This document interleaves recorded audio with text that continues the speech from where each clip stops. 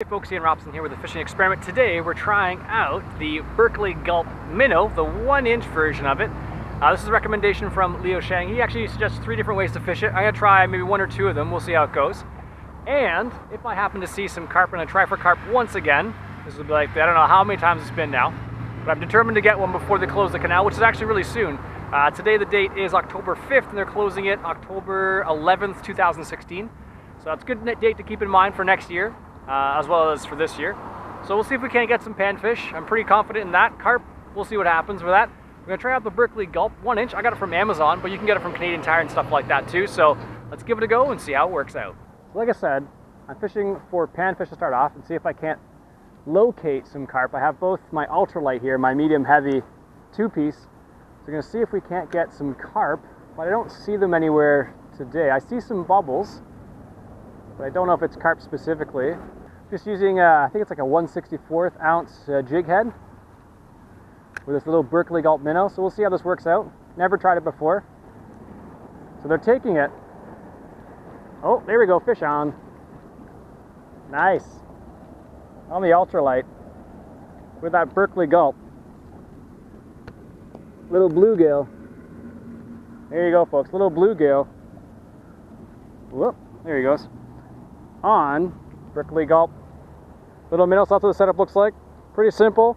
They sure hold on to it for quite a long time, but the hook's just not quite long enough, so it's almost like I need to give it just a bit, give them a bit more to take it.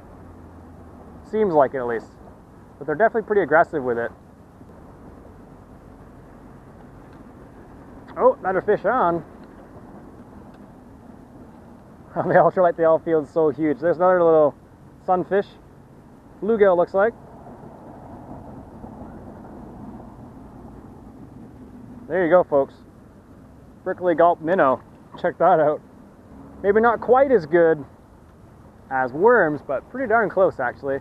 I also have the Berkeley worms with me today, so maybe we'll give them a go as well. But they're definitely going after it. Oh! Which is a good sign for me. Fish on! Have a little bluegill here.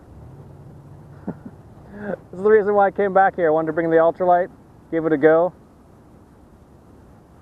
There you go, folks. On that Berkeley Gulp. I'm pretty surprised, actually. I guess because it's so soft and they just think it's the real thing, I guess, and they hold on to it. Oh, species number 2 of the day, I think. Yep, nice. Little yellow perch here, folks. Nice. I wonder how many species we can get today. That's number 2. Species number 2 of the day. The bass might want to take this, depending if I put it in the front of their face. Oh, fish on. Another little bluegill here, folks. This is awesome. So happy I brought the ultralight today. There you go, folks. Another little bluegill. If I was using worms, I would have had to replace it by now, that's for sure. Oh, finally lost that Berkeley Gulp minnow. There you go, folks. Last decent amount of time, actually. But they are really soft, so you expect to lose them, but you will catch fish on them, so double-edged sword, I guess. How many do you get in a package? There's 12 in this package here. Definitely works. And they have different sizes as well. This is the 1-inch variety. And because I was going for panfish, that's why I went with the 1-inch. But you can get 2-inch, and I think you can get up all the way up to, like, I don't know, but 2 inches is the next size that I know off the top of my head. Oh, fish on! A little bluegill here, folks. On that Berkeley Gulp. Works fairly well. One thing I noticed with this particular, there's another little picture of that guy. One thing I noticed is that because I have such a small jig head, I have to let it take it quite a bit. I don't know if you can see that. I think I got this from Angus. He knows who he is. Fish on! Have a little perch.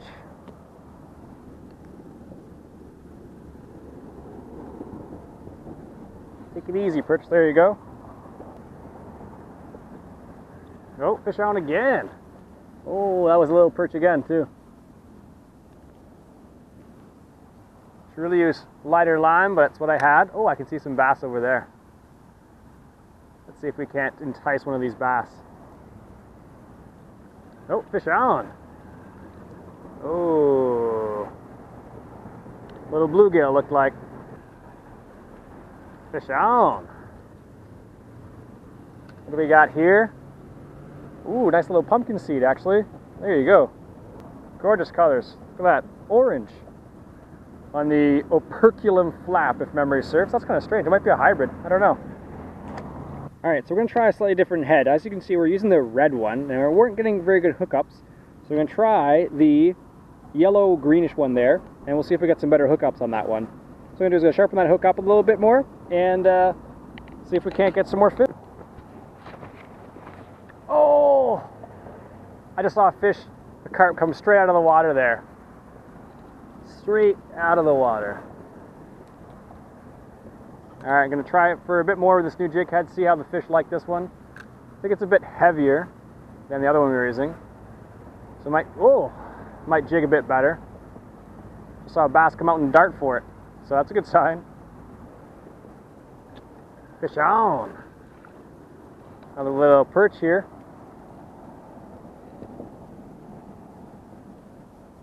As those perch get bigger, they get awfully aggressive. Fish on! Bluegill this time. Nice little bluegill.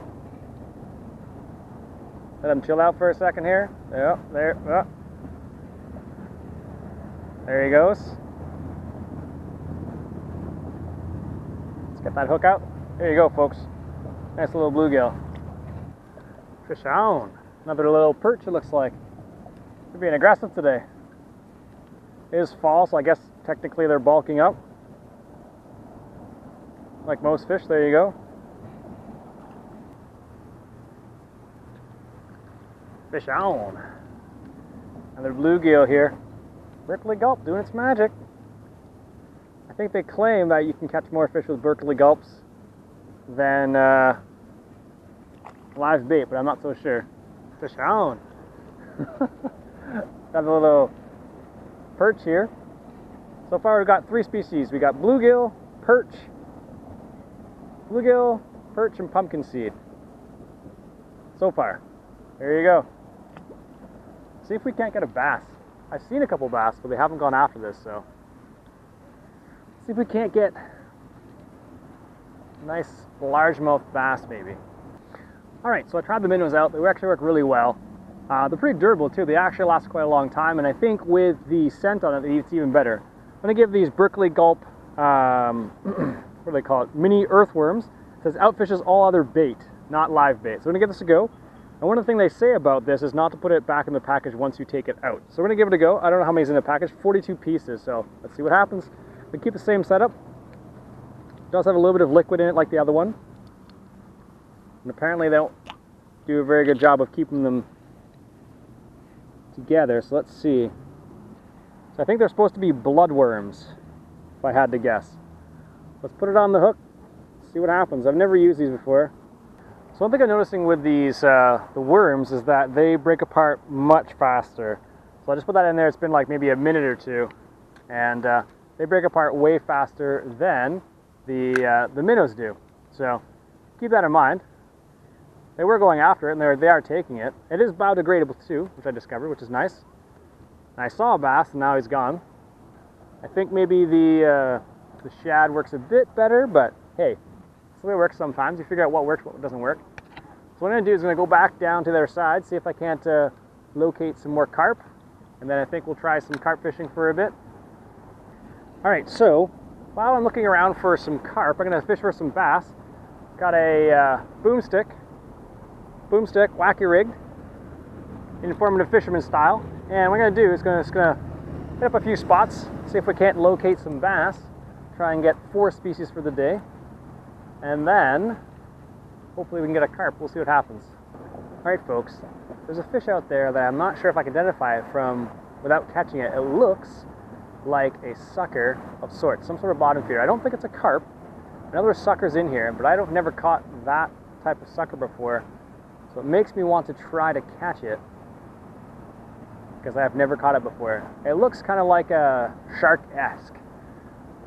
So it might be a carp, just I can't see it very well, or it might be a sucker, which I haven't caught before. So the only type of sucker I've caught on purpose, or caught at all really this year, is a short head red horse, which is I believe part of the sucker family.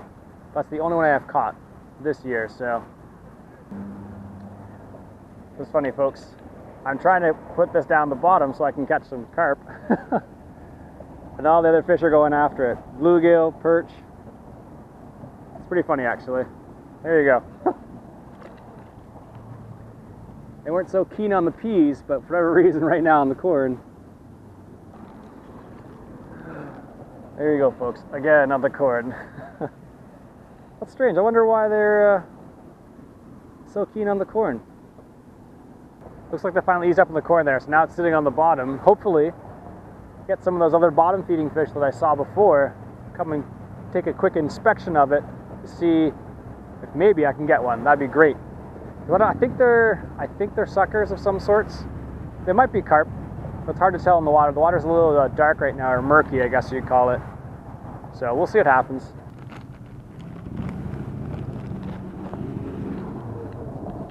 Fish on. Oh no, I got it still. It's too slow on the take there. I was like, what the heck is that? Oh, that's a nice little bluegill. Nice.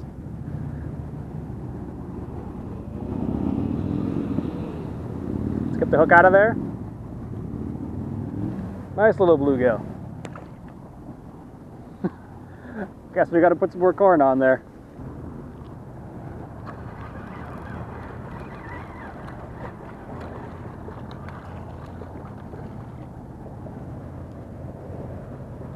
Oh, folks, I did not expect that at all. Looks like a little bullhead. Let's get it untangled here. There we go. Little bullhead. How about that, folks? That's my first bullhead of the year. There you go, folks. There you go, folks. Nice little bullhead. First one of the year. Let's put it back here. It's ready to go. First time catching a bullhead, at least from here, and also the first time using these little guys. Actually worked fairly well, better than I expected actually. So that's good, very good. All right, see if we can't get another one. All right, folks, just got another bullhead. This one a bit bigger, I think. There you go, folks, another bullhead. Nice little guy. Nice little bullhead here. It's got black whiskers again. One of the things I noticed about these bullhead, they don't really keep their mouth open at all. All right, there you go, folks. Another bullhead. Let it go.